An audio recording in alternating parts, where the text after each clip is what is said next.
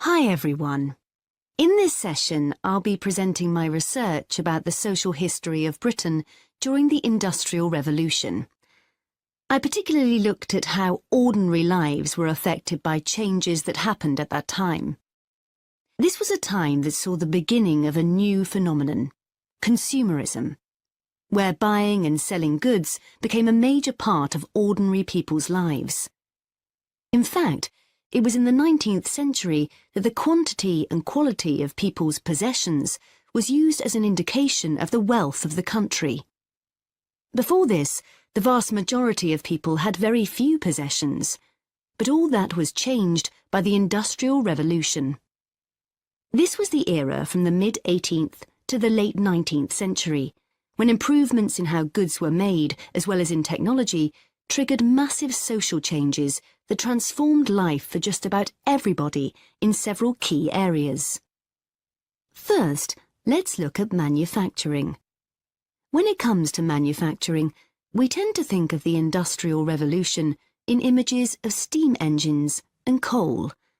And it's true that the Industrial Revolution couldn't have taken place at all if it weren't for these new sources of power. They marked an important shift away from the traditional watermills and windmills that had dominated before this. The most advanced industry for much of the 19th century was textiles.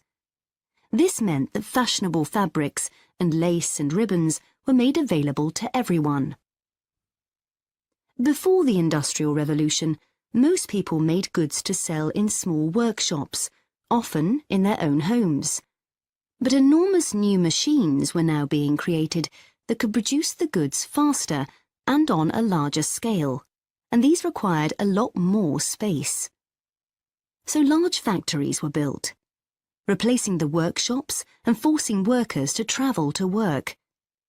In fact, large numbers of people migrated from villages into towns as a result.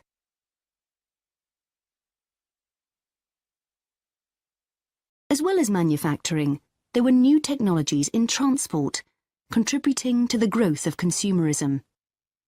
The horse-drawn stagecoaches and carts of the 18th century, which carried very few people and goods and travelled slowly along poorly surfaced roads, were gradually replaced by the numerous canals that were constructed. These were particularly important for the transportation of goods. How do you say something is really easy? We finished a project early,